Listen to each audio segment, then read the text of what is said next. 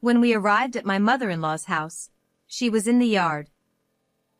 Unable to contain his excitement, my son Joshua ran straight to his grandma, Kathy, shouting loudly. Grandma. Joshua had finally achieved his long-awaited dream. Oh, Joshua! You made it! Welcome, both of you! Kathy removed her dirt-stained gardening gloves and hugged Joshua tightly. Her expression was softer and warmer than any I had ever seen. It's been a while. It's been a long time, Kathy, I added. It had been 7 years since we last saw each other, and I felt a little happy to be here. Although there wasn't anything in particular I wanted to talk about, conversations naturally began to flow. Grandma, what were you doing? I was cleaning up the garden. I wanted to make it look nice before you all arrived. Whether it was because of that effort or her regular maintenance, the garden was beautifully kept, with a serene atmosphere that seemed to reflect Kathy's personality. A few flowers were also planted in a small flower bed. Now that Joshua is here, let's get some tea ready. Come on, let's go inside with Grandma. With that, she took Joshua's hand. It was truly a heartwarming moment. Mom, about that thing we discussed. At this point, my husband Henry brought up something in a rather ominous tone. I understand. I was wondering what they were talking about when I noticed that something was wrong with Joshua. The huge smile he had just moments ago had disappeared, and his face had turned pale. What's wrong? Then Joshua said something completely unexpected. We need to call the police. Grandma. Hello, Martha? It was a phone call from my mother-in-law, Kathy, who lives far away. My relationship with Kathy is very good, so I'm always happy to chat with her, no matter the topic. Hello, Kathy. Good afternoon. Good afternoon. How is everyone doing? By everyone, she meant me, my husband Henry, and our son Joshua. Joshua is currently in 1st grade. Since he's at school, I couldn't put him on the phone, but he's growing up healthy and strong. As for Henry and me, there's not much to report these days. In the past, I struggled a lot because Henry often attracted strange types, so-called stalkers, but we've overcome that obstacle and are now living peacefully. Yes, we're doing well, thank you. That's good to hear. By the way, is Joshua there? Unfortunately, he's at school. Of course, it's the middle of a weekday. The last time Kathy and Joshua saw each other was 7 years ago. In other words, they haven't faced each other since Joshua was born. Kathy last saw him as a newborn, and Joshua doesn't even have a memory of meeting her. There are several reasons for this, but the main one is the physical distance between us. From our home to Kathy's house, we have to take a flight. Right after Joshua was born, Henry's job was incredibly busy every year, so we couldn't go back even for summer vacations or Christmas. To make matters worse, the pandemic that has been raging these past few years made it difficult to travel, so we completely missed the timing. However, now that things are beginning to settle down, Henry and I had been talking about visiting this summer. Speaking of which, about this summer vacation. Will you be able to come? Yes, that's our plan. I finally get to see Joshua. I'm really looking forward to it. I got a call from your mother today. I shared with Henry and our son that evening, including the news about our upcoming visit. It's already been 7 years. Time flies. I get to meet Grandma? Joshua was a grandma's boy. It's strange considering they hadn't even met properly, but Joshua was very attached to Kathy. Kathy was gentle and kind, something that came through clearly even over the phone or video calls. Sadly, Joshua's grandfather, Kathy's husband, passed away before Joshua was born, so he never got to see his grandson. At the time, we had suggested that Kathy move in with us, but she politely declined, saying she preferred being on her own and didn't want to intrude on our time as a couple. This continued even after Joshua was born. Knowing he would finally get to meet his grandmother, Joshua was overjoyed. Then I'll make sure to request my time off in advance this year. Yes, please. At that moment, I noticed something. Joshua was staring intently at nothing in particular. He's doing it again. For some reason, Joshua seems to be able to see things that shouldn't be visible, what you might call a sixth sense or psychic ability. At first, neither Henry nor I took it seriously.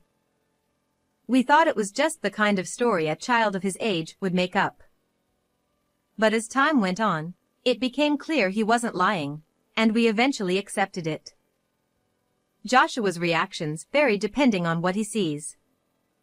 He's quiet this time, but when he sees something frightening, he sometimes bursts into tears or becomes too scared to move. Whatever Joshua was seeing now didn't seem to be terrifying. He just stared into the void, as if listening to something. "Joshua?" When I called out to him, Joshua turned to me as if nothing had happened. It's okay. Henry and I weren't sure how to respond to that. Since then, Joshua frequently started staring at the same spot in the house without saying anything and then quietly walking away. I found it unsettling and decided to discuss it with Henry. But he hasn't been crying or anything like he usually does, right? That's true, but when he stands in the same spot for days on end, it makes you wonder. Yeah, but what can we do about it? Do you think anything would change if we talked to him? It's better than doing nothing. He might be going through something difficult. You're right. I'll talk to him before we go back to Mom's. Thank you.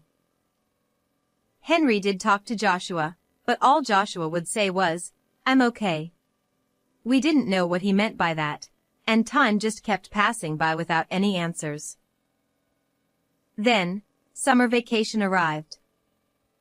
For Joshua, everything, from flying on a plane to meeting his grandmother, was a first-time experience. As soon as he sat in his airplane seat, his eyes sparkled with excitement, and he eagerly waited for the moment of takeoff. Soon, the captain made an announcement, and the moment finally arrived. Joshua could feel the weight of his body increasing as the plane slowly lifted off the ground, and he was absolutely thrilled. Are we flying? He asked me with quiet excitement, and I found his expression utterly adorable. Yes.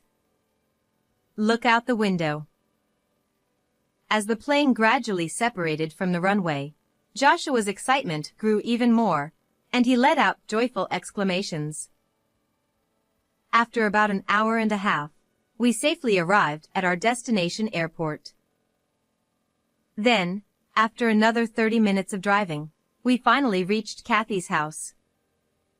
Joshua's excitement didn't wane even during the car ride, and I was a bit worried he might exhaust himself before we arrived, but those concerns turned out to be unfounded. When we arrived at Kathy's house, she was in the yard pulling weeds. Unable to contain his excitement, Joshua jumped out of the car and ran straight to Kathy, shouting loudly. Grandma. Whether it was a heartwarming reunion or their first meeting, Joshua had finally achieved his long-awaited dream. Oh, Joshua! You made it! Welcome, Both of you.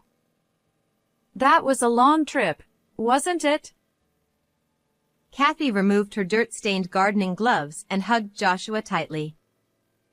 Her expression was softer and warmer than any I had ever seen.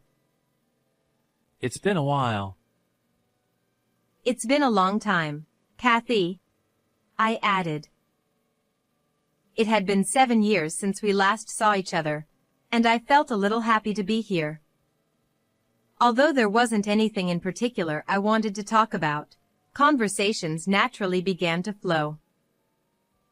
Grandma, what were you doing? I was cleaning up the garden. I wanted to make it look nice before you all arrived.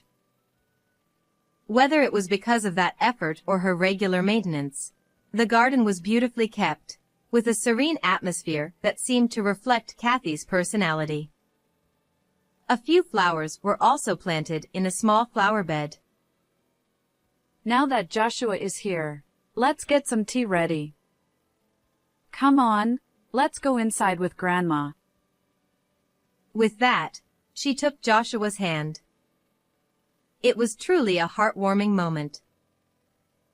Mom, about that thing we discussed. At this point, Henry brought up something in a rather ominous tone. Let's talk about it later. You've just arrived. Sensing the seriousness of the topic, Kathy firmly cut off the conversation. But I had no idea what they were talking about. What is it? What's this thing you're talking about? She just said to wait. I'll tell you, but let's hold off for now. All right. Though I felt a slight sense of exclusion, I agreed that if it was something unpleasant, now wasn't the time to bring it up, so I swallowed my words and let it go. The inside of the house hadn't changed at all in the past 7 years. From the arrangement of the furniture to the overall atmosphere, everything was just as it was, giving me the illusion that I had returned to my own childhood home. Come on, have a seat wherever you like. I'll make some tea. I'll help you. Oh, really? That would be lovely. Thank you. Even the kitchen cupboards were exactly as I remembered. I took out the instant coffee and tea bags, just as before. Henry prefers coffee, Kathy loves tea, and Joshua likes milk tea, so I prepared each in their respective cups. You remembered. Of course. After some time had passed, Henry brought up that matter again. I think it's about time. All right. This time, Kathy gave in, and the two of them left the room together and went upstairs. What could they be talking about? I wondered as I sipped my tea. Then, I noticed that something was wrong with Joshua, who was sitting next to me. The bright smile he had just a few minutes ago had vanished, and his face had turned pale. What's wrong? Joshua then said something completely unexpected. We need to call the police. Grandma is. Call the police? What is Joshua talking about? We had been having a normal conversation just a moment ago, so why would he suddenly mention the police? Unable to leave my questions unanswered, I asked Joshua for clarification. What do you mean by call the police? Grandma. She's in danger. But he wouldn't say anything more. He wouldn't answer. I had a feeling I'd experienced something like this before. As I strained my increasingly sluggish brain, I finally remembered. Joshua tends not to give detailed answers when he has seen something. If that's the case, then he might have seen something terrifying. As I pondered this, Joshua's condition worsened, and he began trembling uncontrollably in fear. His intense shivering started to make me anxious as well. Suddenly, the doorbell rang. I hesitated, unsure if I should answer it, but eventually decided to go. I didn't want to make a delivery person or someone from the neighborhood come back again. And, more than anything, I couldn't bear to stay in this tense situation. But when I opened the door, it wasn't a delivery person or someone from the neighborhood standing there. It was a woman with a murderous aura, looking like a ghost. She was holding a knife in her right hand. Fear gripped my heart so tightly that I couldn't even manage a raspy cry. Who was she? Why had she come here? What was her purpose? There must have been answers to all these questions, but my mind couldn't process them. Yet, before I completely panicked, one thought flashed in my mind. I have to protect my son. It was at that moment that a large shadow passed in front of the entrance and body slammed the woman. Instinctively, I knew that I had to move now. I turned around to rush to Joshua, only to see Kathy holding him tightly, his face pale with fear.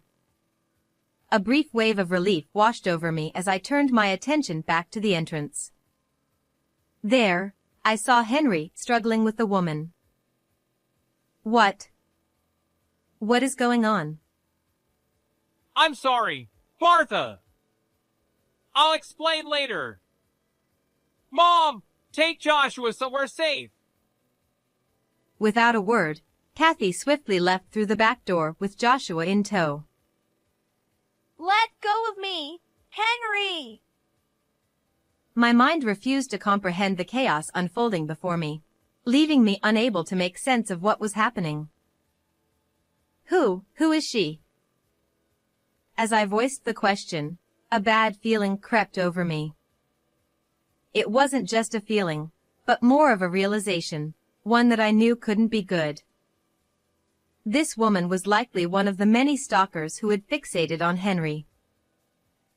We had enjoyed a few years of peace, but it seems that things had been quietly escalating beneath the surface. The woman Henry had pinned down was apparently named Carol, a younger childhood friend who had harbored feelings for him since they were kids. Now, she sat quietly in a chair, her hands bound after Henry had taken the knife away from her. But unfortunately, I always saw her as like a sister. I've told her that many times. So why did she come barging in with a knife today? I directed the question at Henry, but it was Carol who answered. I knew Henry had a wife and child. They were in the way. If they were gone, Henry would come back to me. Isn't that right? As you can see, she's not thinking rationally. As for the timing, Mom mentioned that she had been practically living here, so she probably figured it out. What do you mean? Living here? Exactly what it sounds like. She would come here almost every day, taking care of Mom's needs without asking, trying to play the role of Henry's wife. I've never heard anything about this before. Well, she didn't want to worry you. That's what I wanted to discuss with Mom. Ideally, I wanted to deal with this before it could harm you or Joshua, but she made the first move. What a nightmare. Over the years, Henry had dealt with numerous stalkers and stalker-like individuals, but this was the first time things had escalated to such a direct and dangerous level. I hadn't told her yet, but I had already called the police, which provided some small measure of comfort. As we talked, Carol muttered to herself in a low voice, almost like a chant. What will happen to mother-in-law without me? How much have I done for Henry? How much have I done for Kathy? She can't do anything without me. Henry and this house need me. She didn't seem sane at all. The thought that she might try something even more dangerous filled me with dread. The only slight comfort in this terrifying situation was that she no longer had a weapon and, most importantly, that Joshua was no longer in the room. I couldn't thank Kathy enough for her quick thinking. After a while, Carol began to calm down a bit, and she was able to engage in normal conversation. Though she was still repeatedly apologizing, it was a noticeable improvement from the earlier madness. Why did you try to do something like this? It's a crime, you know. I'm sorry. But I wanted you to understand how much I need you. I've told you many times.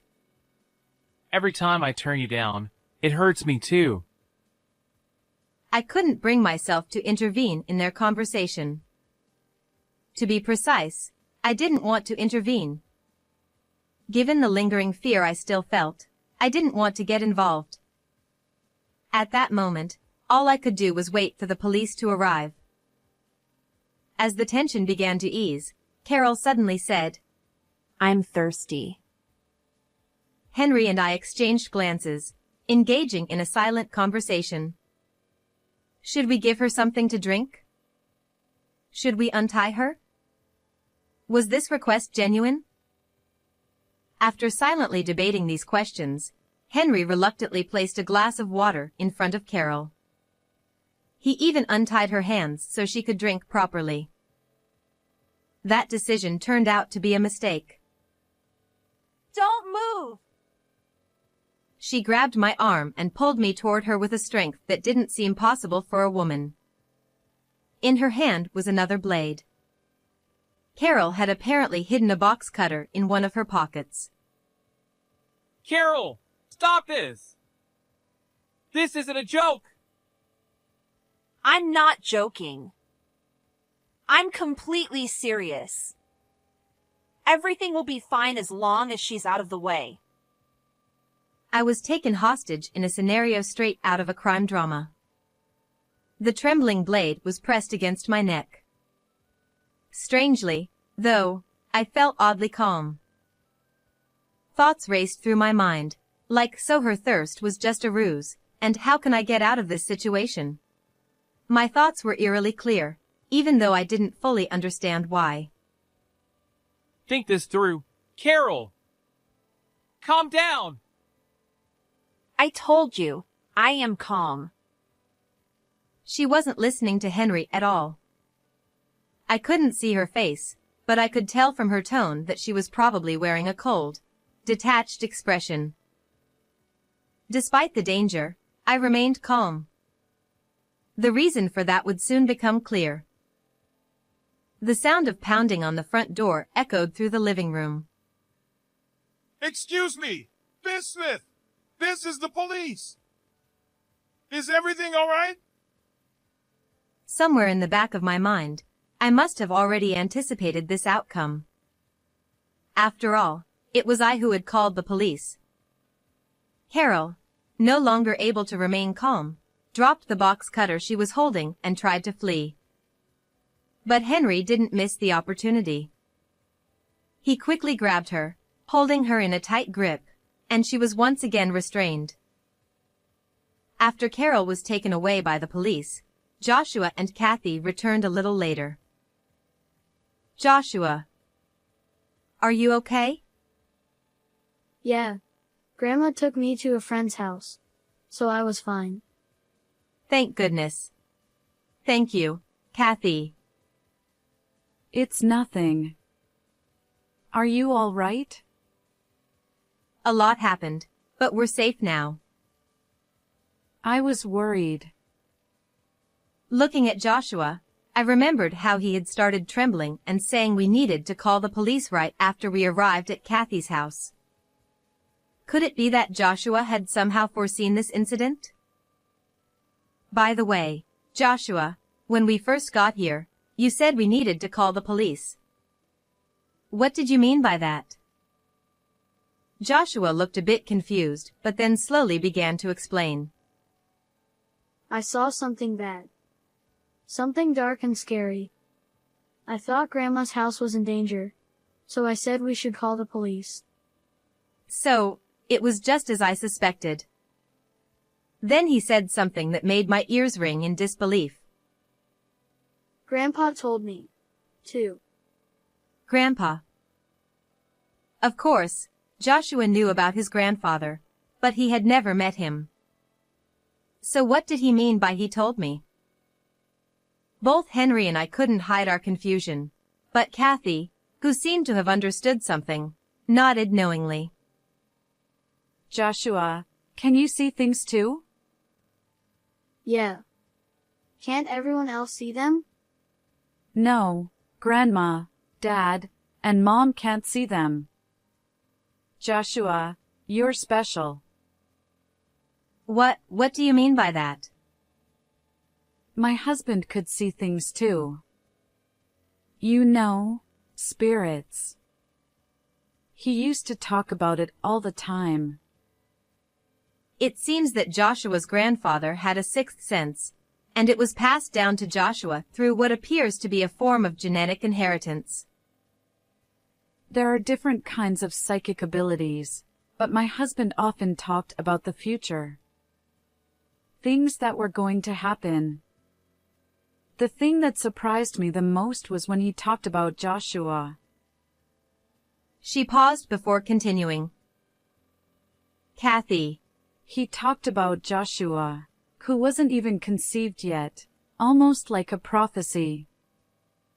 For example, he knew our grandchild would be a boy before he was born. At the time, I had no way to confirm it, but now I realize that everything he said was true. I see. I had heard stories about my father-in-law, but this was the first time I'd heard this. Kathy said it was because no one would have believed it if I had talked about it. And she was probably right. I'm not sure I would have believed it back then. But now, things were different. I was convinced that Joshua had indeed inherited his grandfather's abilities. Now that I think about it, Carol only started coming around after he passed away. She must have known she couldn't come near us while he was alive because he would have seen right through her. That makes sense.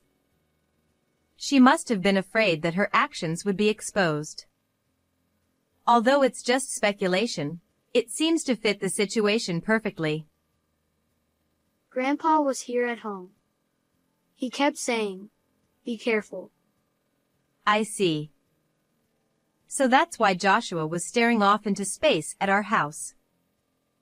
That's why he kept saying, "I'm okay." I was deeply impressed by the unique abilities of my son and father-in-law. But more than anything, I was incredibly relieved that we had come through this ordeal unscathed. All right, let's sit down and have that tea again. Joshua, would you like to help this time? Yeah, sure. Just a short while ago, there had been a terrible confrontation in the living room. But now, a peaceful atmosphere had returned. I wasn't quite ready to fully adjust to the change, but I did feel safe. The tea probably helped with that. Mom, I've been thinking. What is it? Henry brought up something suddenly. I felt a sense of déjà vu and unconsciously braced myself. Would you reconsider and come live with us? My wariness turned out to be unnecessary. There was no need to be on guard with this topic. Given what had just happened, I understood Henry's concern, and I was actually in favor of the idea myself. So, I decided to offer a little support. It would give us all peace of mind. For you and for us, Kathy. There was always the possibility that Carol could fall back into madness and attack again. We didn't know how long the law would keep her restrained, but having Kathy live with us would be a sure way to keep her safe. I was speaking for myself, but I also knew that Joshua would be thrilled to live with his beloved grandmother. Joshua would be really happy too. In a way, that was the final nudge. Well, I don't want to cause any more worry, so if everyone is okay with it, I'll accept your offer. it looks like Carol's case is going to be handled as a criminal matter. Really? He told me that as soon as he came home. I wasn't indifferent, but I didn't have much more to say about it. As long as we never had to face her again, that was enough for me. Some time had passed since that incident. Dad, welcome home.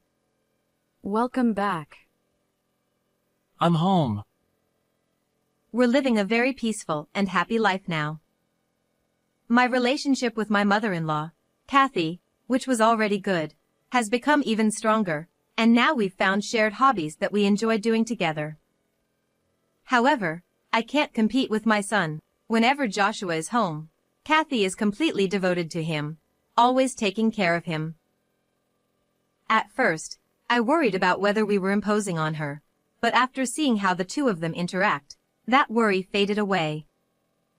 Joshua is always smiling when he's with Kathy, and just watching them together brings a smile to my face as well. Seeing the bond between grandmother and grandson, Henry and I felt deep relief, knowing that our decision was the right one. It was a wonderful choice that brought happiness to all four of us. I'm confident that our family will continue to live happily, supporting each other along the way. How did you like this story? Don't forget to subscribe to the channel. See you in the next video.